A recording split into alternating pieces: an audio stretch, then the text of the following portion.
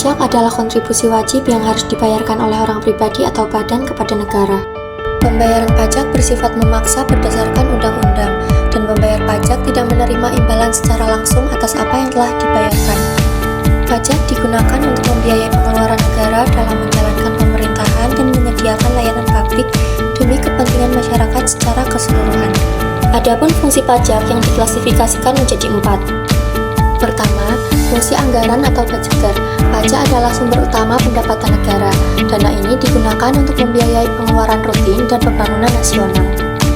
Kedua, fungsi mengatur atau reguleran, di mana pajak bisa digunakan sebagai alat untuk mengatur perekonomian. Contohnya, pemerintah dapat menaikkan pajak atas barang mewah untuk mengendalikan konsumsi, atau memberi insentif pajak kepada sektor tertentu untuk mendorong investasi. Dan yang ketiga adalah fungsi distribusi, di mana pajak membantu mewujudkan keadilan sosial dengan redistribusi pendapatan. Pajak dari kelompok berpenghasilan tinggi dapat digunakan untuk membiayai program kesejahteraan bagi kelompok berpenghasilan rendah. Serta yang terakhir yaitu adalah fungsi stabilisasi, di mana pajak berfungsi untuk menjaga stabilitas ekonomi, misalnya dengan mengatur inflasi dan mengendalikan permintaan masyarakat terhadap barang dan juga jasa. Dan apa sajakah dasar hukum pajak di Indonesia? Yang pertama, tercantum dalam UUD 1945 pasal 23A yang berisi di mana pajak dan pungutan lain yang bersifat memaksa untuk keperluan negara diatur dengan undang-undang.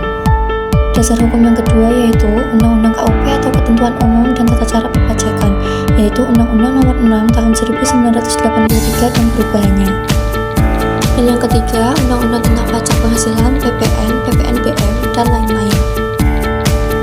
Kemudian, siapa sajakah yang wajib membayar pajak? Yang pertama, orang pribadi, yaitu warga negara atau orang asing yang tinggal di Indonesia lebih dari 183 hari. Yang kedua, badan, seperti PT, CV, firma, koperasi, yayasan, dan lain-lain. Yang ketiga, bentuk usaha tetap atau BUT, yaitu perusahaan asing yang memiliki cabang di Indonesia. Selanjutnya mengenai pembayaran dan pelaporan pajak.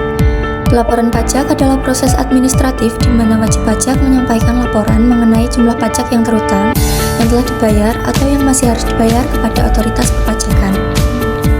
Laporan ini dilakukan melalui surat pemberitahuan atau yang sering kita sebut sebagai SPT, baik untuk pajak pribadi maupun pajak badan.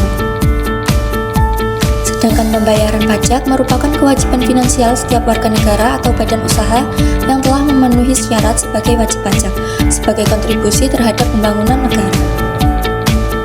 Ada kurang lebih 9 jenis-jenis dalam pembayaran pajak. 1. Pajak penghasilan atau PPh dipungut oleh pemerintah pusat atau DJP. Contohnya, PPh 21 atau gaji, PPh 22 atau impor, PPh 23 atau jasa, dan PPh final.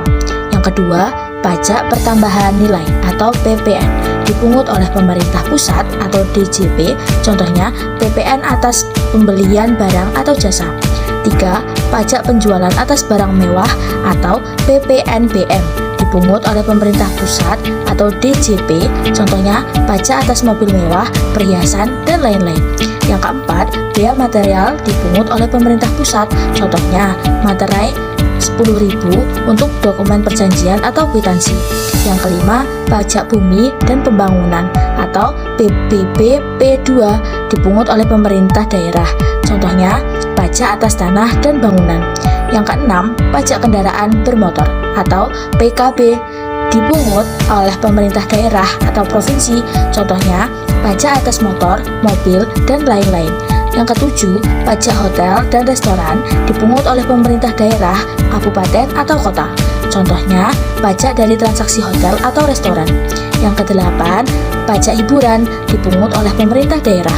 Contohnya, pajak atas bioskop, konser, tempat hiburan, dan lain-lain. Yang kesembilan, pajak reklame dipungut oleh pemerintah daerah. Contohnya, pajak atas papan iklan, baliho, dan spanduk. Jenis pelaporan pajak. Pelaporan pajak dibagi menjadi dua jenis utama. Yang pertama, SPT tahunan, dilaporkan 1 kali dalam setahun. SPT tahunan berisi total penghasilan, harta, uang, serta perhitungan pajak yang harus dibayarkan dalam 1 tahun. Yang kedua, SPT masa, dilaporkan setiap bulan, biasanya untuk jenis pajak tertentu seperti PPN atau pajak pertambahan nilai, PPh 21, PPh 23, dan pajak-pajak lainnya. Sanksi administratif pajak. Sanksi administratif diberikan karena kelalaian dalam memenuhi kewajiban perpajakan, seperti keterlambatan pembayaran atau pelaporan. Berikut jenis pelanggarannya. Yang pertama, keterlambatan pembayaran pajak. Sanksi yang dikenakan berupa bunga 2% per bulan dari jumlah pajak terutang maksimal 24 bulan. Yang kedua, keterlambatan pelaporan atau SPT masa atau tahunan. Sanksi yang dikenakan berupa denda administratif. Jika terlambat melaporkan SPT tahunan, orang pribadi dikenakan denda sebesar Rp100.000. Untuk SPT tahunan badan, dendanya Rp1.000.000. Sedangkan untuk SPT masa, dendanya berkisar antara Rp500.000 hingga Rp1.000.000. Jika terdapat kekurangan pembayaran pajak, maka akan dikenakan denda sebesar 2% per bulan sampai jumlah pajak dibayarkan penuh.